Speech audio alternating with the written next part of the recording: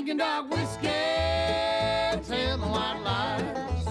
One leads to another on a Saturday night. And don't you cross your heart unless you hope to die.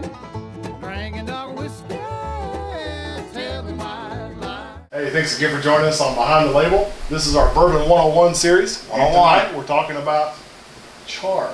Char? Char, not the nickname of Jerry's girlfriend, Charlene. Actually, my sister's name is Charlie. What was the name of the lady that used to be Char? That used to be back, Charo. Charo. Yes. Yeah, that's her. Yes. Yeah. So we're not talking about any of those. So we're talking about Char. Char. So Char is talking about basically the burnt part of the inside of a barrel. Mm-hmm. How did it come to be? Well, there's several theory or myths, I'll say, behind that. Myths? The first one supposedly is Elijah Craig, so I'm sure... It's funny, we're going to drink Elijah Craig in a minute too, yeah. So for you bourbon aficionados out there, this is probably old news for people that haven't ever heard of this. So supposedly in 1789, Elijah Craig needed somewhere to put all of his freshly, minted whiskey. At that time it would just be clear liquor. Mm-hmm. And put it in a barrel, which was kind of very common back then. They put everything in a barrel, nails or pancake mix or whatever they had. Fish, all that stuff. All this stuff. So supposedly the barn burnt down that the barrel was in, charred the barrel. Oh, the inside only. But somehow magically charred just the inside. So that's the story, and they're sticking with it, kind of thing. But they are. When the first time it was actually mentioned? The first time it was way back in the early 1700s that I could see. Yeah. Now, actually, the first time it was actually mentioned about a charred barrel. I would bet way 1820s. Oh, you're talking about the invention of the. I saw something. There was a patent on that about the charring of the barrel. It was actually mentioned in a letter. I think it was John Corliss was asked to send his whiskey in charred barrels.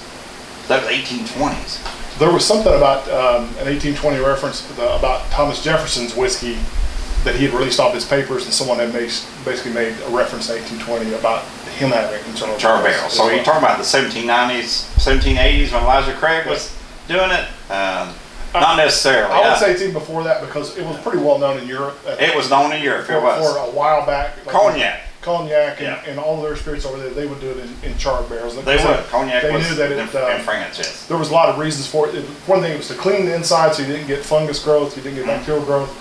It acted as a filter, it acted as a flavoring agent, a coloring agent, so all that. So bottom line is charring has been around a long time. So, it has. So bourbon. But we don't think Elijah Craig was probably the first one to do it. Probably not.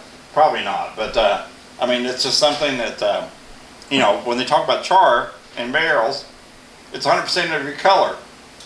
Comes from the charring, and 60 to 80% of your flavor comes from it. And there's compounds in there, and I've kind of turned it over to the scientists to talk about the compounds that are affected when you char a barrel and what they do. And I'll go through there. It's it's kind of super quick. So the primary building block in a plant, in any kind of, especially trees, is cellulose, and that's like if you make paper, that's basically what it's made of. That's of no value in bourbon. It's just a tasteless kind of byproduct that gets rid of. But there's a thing called hemicellulose. Hemicellulose is basically a precursor of the sugars that you have in bourbon.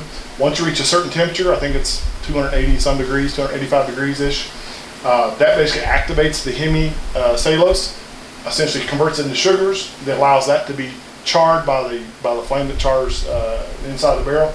And that's where you get, if you've ever gotten that like caramel taste, toffee taste, burnt brown sugar, that kind of thing. That's where you get those from. It's from the hemicellulose.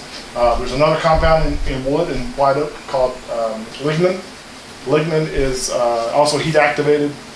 It actually breaks into part about 3 different compounds. 2 of them are aldehydes, which you don't kind of want.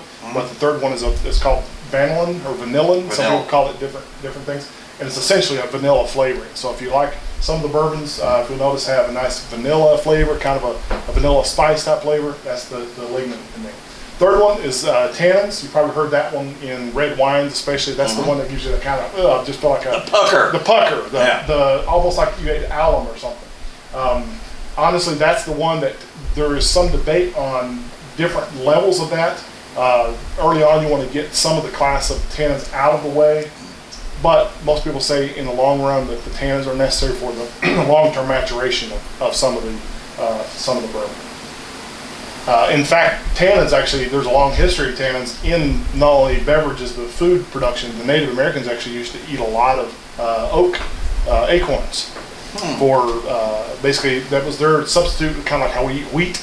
They made a lot of corn, basically corn-based, what we would consider corn-based. They made it with oak acorns. Okay. So they would grind it up. There's, in fact, in the Red River Gorge, which is pretty close to us, there's a lot of archaeological sites that have what's called hominy holes. And it's essentially a kind of a little depression in the rock where they would grind up the acorns. But the key is, since there's so many tannins in the acorns, if you try to eat it just like that, it's almost unedible. It's bitter. So they would take that, put it in a skin, a thin skin, usually the stomach of an animal, put that in a stream, let the water run basically through the bag, and it would essentially wash away the tannins, and then they would crush it up and use it almost like a flour.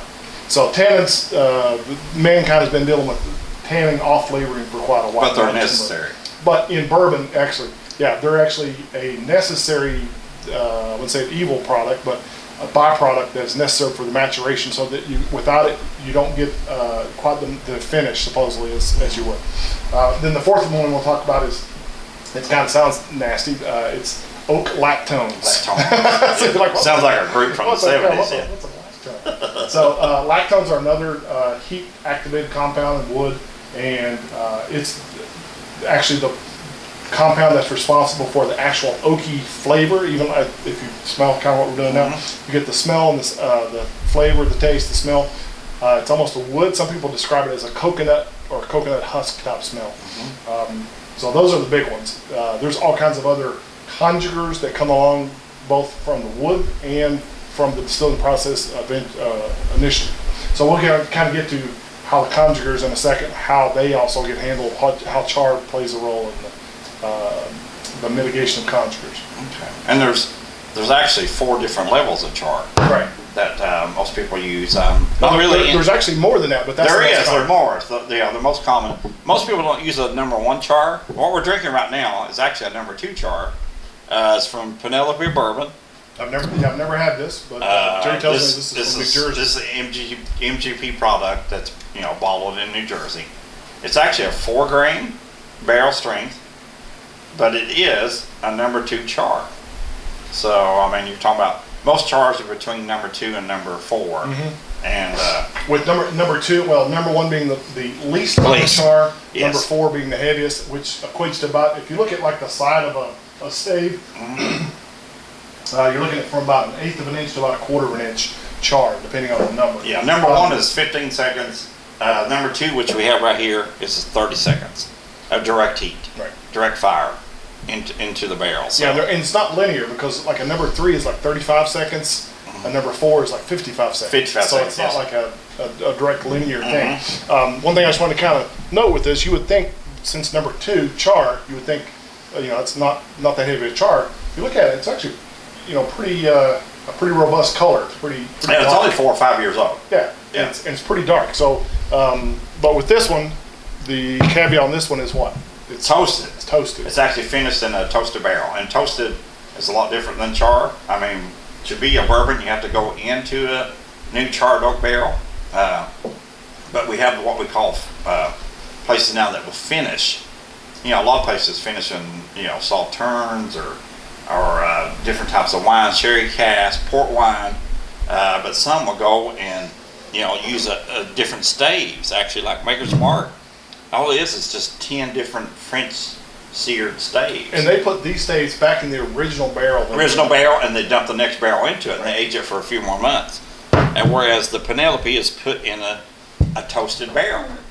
So they're actually switching barrels. They're switching barrels from the charred barrel that it was aged in for so long, and then they will age it a few more months in actually just a toasted barrel. Not charred, but toasted. And this is actually pretty decent. I really like it. This is really nice. Like I said, this is actually a 4 grain too, so you got your rye and wheat as your flavoring grain. 114 proof. They're a toasted series, but not bad. That was our number 2 char. Like I said, I never tried that. Is there any number 2 chars that you know of that aren't finished? Excuse me. None that I know. I'm sure there are some. Because I would be interested in how much the toasting adds to the color and the taste of The it. flavor, yeah. Because I mean, 90% of your char labels are going to be 3 or 4. Yeah. And that's kind of where we're at now. Yeah, so with Elijah Craig. So most Heaven Hill products like Henry McKenna and all them are actually a 3-level char. And I think I would guess, just from what I've heard, 3 is pretty much the main char that most people. I know Wild Turkey uses 4. Yeah, 3 and 4 are the 2 main ones. Yes, definitely. So we're going to try some of the Elijah Craig. This is the barrel proof. 118 proof. 118. Guy that invented. The charred barrels. The charred barrels. That's right. So, we can't leave him out. Yeah, 118 proof. So let's see what number 3 char. And let's talk a little more even about the effect of char. Not only we talked about some of the chemistry that goes into it, but some of the other reasons that people char. Like I said, way back, it's not really a problem now. Is it helped keep down as far as fungal, bacterial infestation, even bug infestations. Back then, they would have all kinds of roaches and stuff that would get in there. So they would basically to clean the barrel out.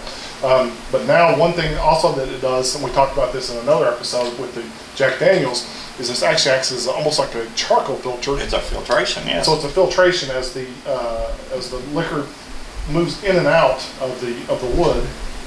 This one, you can't really tell the line on other of these actually. Yeah, this one's never been used. This is from Independent State Cooper. So. But as these things heat up and cool down the winter and the summer, it opens the wood grain up, allows the juice to go in, come back out, go in, come back out. And as it does that, it's basically going through a charcoal filter, a carbon filter.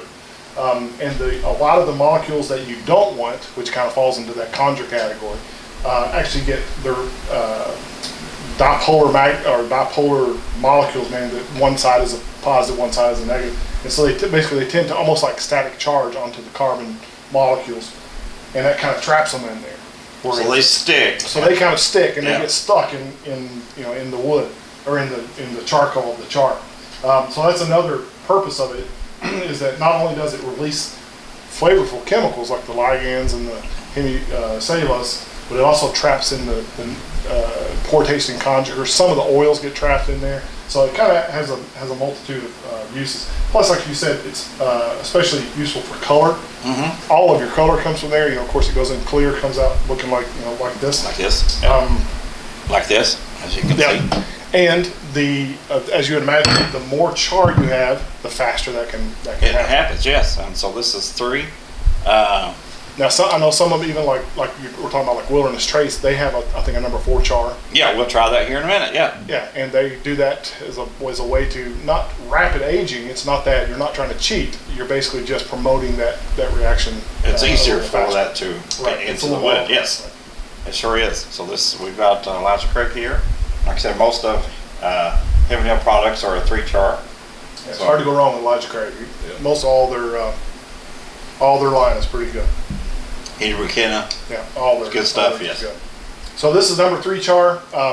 Like I said, sometimes it's if you look at the difference, this is certainly a little darker than our number 2 char. And it's probably a little older too. A little older, yeah. Right. So some of it, it's hard to say. Is that a char thing? Is that an age thing? Is it the finishing, the toasting? I don't know.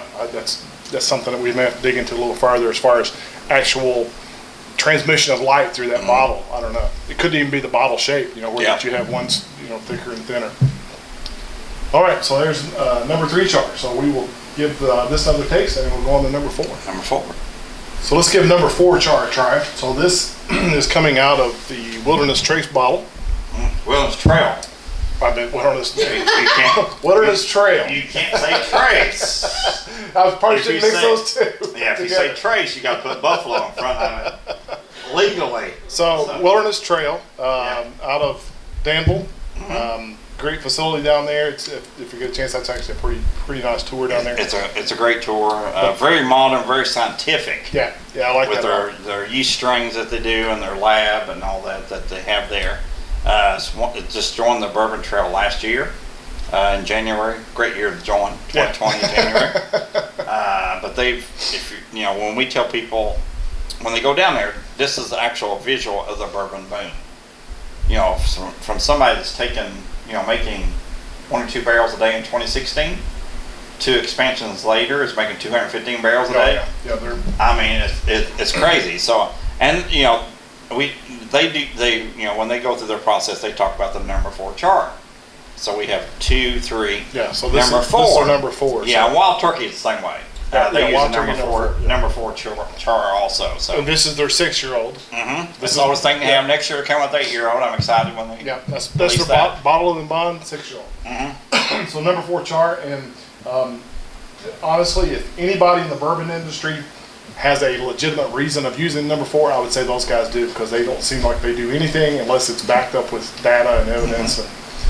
Yeah, and plus, I mean, you're actually, you know, with the seasoning that they do with 18 months seasoning, you know, a high level of char, so they're going to get a lot of interaction with, you know, in and out of that wood. Yeah, early on especially. Early on, yes, yeah. and you know, that brings up a good question. Do you know of any, you know, like say 15 years or older bourbon that is higher than 3 char? Well, I mean, Wild Turkey makes stuff that old. In a 4 char barrel. In a 4 char barrel, yes. Because the reason I'm asking that is, you know, is there a limit basically to how much interaction? I've heard of people saying that, like, you know, that basically once bourbon gets too old in the barrel, basically just tastes the barrel. You know, it just tastes like a piece of oak. And that's why the barrel entry is important, because it has to be less than 125 or less. Because if you're going higher on that, it's going to interact with the barrel so quickly right off the bat. It doesn't give it a chance to like settle in, mellow out. So you're going to pull a lot of oak and stuff early if you go with the higher. Most people go in with a barrel entry of 110, 115. I was going to say it's usually less than 125. That's that's the maximum. Yeah, usually. So usually it's more than 110 range. And it will come out usually a higher proof, because you know water will evaporate. Right. Yeah, water's quicker. The smaller molecule, so it can kind of basically fit its way through the cracks in the wood. It evaporates faster. Get your angel share. Yeah, in fact, we were at that at the tour at Buffalo Trace. I feel like there was some that was like 130 some proof on that display rack that they have, where they kind of show how much they lose each year. That's where you get your angel share, the best smell Oh, of any tour out there. The best smell ever. So yeah, this 4 char is pretty much, you know, the highest like normal char. Now Buffalo Trace has experience, you know, with some of their, you know, select, you know. But they never released it, right? They went up with like a 7 char. But did that ever come out in production, like on the shelf? Did they? I'm not sure if they released that or not. I'm 100% on that. I think they did, but it's most people, the highest char that you see out that's on the shelf is a 4 char. Yeah. And that's typically called the alligator char. Yes. It's 55 seconds alligator char. Actually, yeah, that's kind of a pretty good example. So this one, anyway, if you ever look at the skin of an alligator and look at the number 4 char, it's kind of looks the same. It's kind the number 7 char that Buffalo Trace was using, 3 minutes. Yeah, that's a long. That's almost. That's a long time. That's almost burned through the barrel. Time when you're talking about a number 4 is 55 seconds. You know, you're talking about 3 minutes.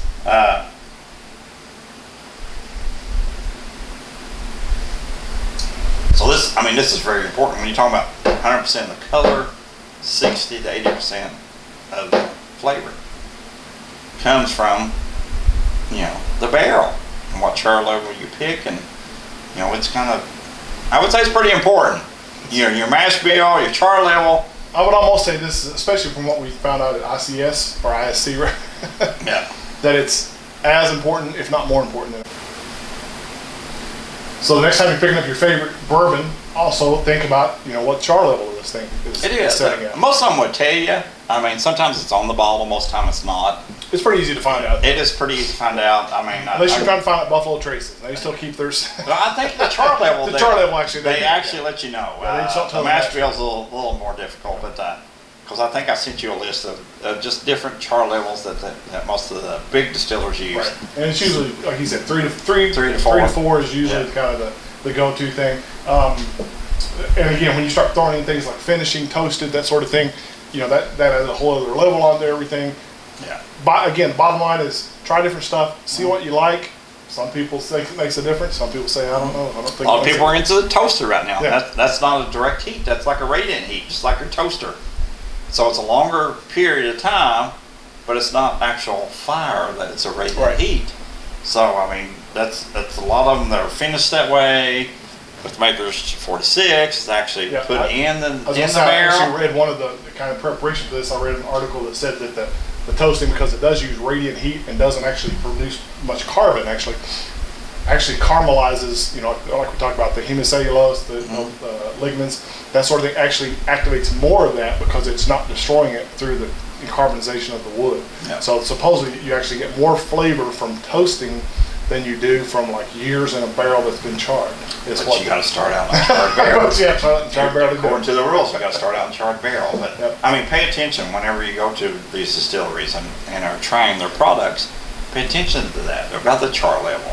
Like I said, most of them are going to be in the 3 to 4 range.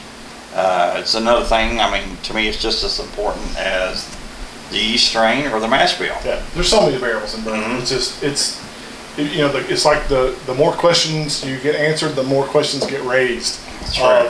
There's so many variables with that. Okay, what if I take this yeast and put it in this char? I mean, if you start looking at how many combinations are possible, it's thousands of different combinations are possible. Which actually would be kind of interesting. For instance, if you could do, just take your pick, just Elijah Craig, take the same mash bill, the same yeast strain, and put it in a 1, 2, 3, and 4 char barrel. If you have the time to do that, and wait 6, 8 years, 12 years, It's been done. and see, which one's the best. I don't know. Well, it's not actually been done. I think the proof has been done. I think Makers did it with the proof. Yeah, So they put something in a barrel entry of 110, 115, 120, 125. Yeah, I'm sure somebody has done it because it can make profitability effect. Last thing I want to add to that is one thing I've actually heard other people say is that the more char it is, the quote smokier it is. That's actually not true. The amount of the smoky smell that you pick up is It's not peat in that? It's not peat in that. Okay. Yeah, usually the smoke actually comes in with the grain selection. So again, yeah, if you're a Scotch fan and you know about peat, that that definitely doesn't come out of the barrel. That smell comes in initially from the grain. So you actually get very, very little of that burnt wood, smoky type flavor. Now, there's a caveat with that. They say after 10 years that it does start smelling a little more smoky because it's had time to react with that. So. Like I said, listen next time you go on a tour and see what your favorite distillery, what their char level is. We'll catch you next time. Cheers. Drinking dark whiskey, telling white lies.